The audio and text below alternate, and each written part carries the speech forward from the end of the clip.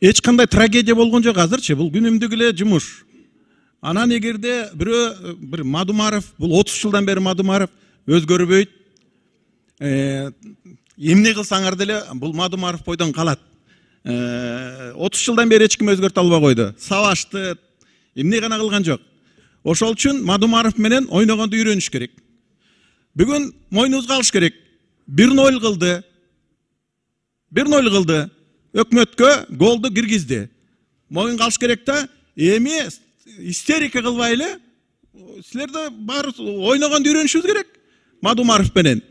Анан эми Мадумаровдун артынан чуркап баратып эле кыйкыра бергенде пайдасы эмне? Сен туура эмес гол киргиздиң, анан мындай дегендичи.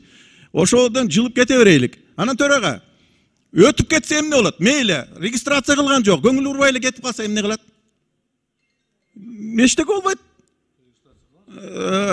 болбойт. Ошол үчүн мен оюмча бир 3-4 варианттар бар. Биринчиси, макул мойнуңузга алып, мойнуңарга алып гол киргиздиң, мейли 2-3 күндөн кийин регламентти кабыл алайлык да, жаңы регламент менен бул мыйзамды кабыл алайлык деп элечи. Ошондуктан истерика кылбай элечи, бири-бирибизди жаман көрбөй, бири-бирибизди эметпей, бул парламенттен кийин ар бирөөнүн өзүнүн мнениясы бар. Биз баягы Мадумаровго айтып койсоңор эле эртеңки күнү эле Мадумаров тиги позиция болуп калбайт да.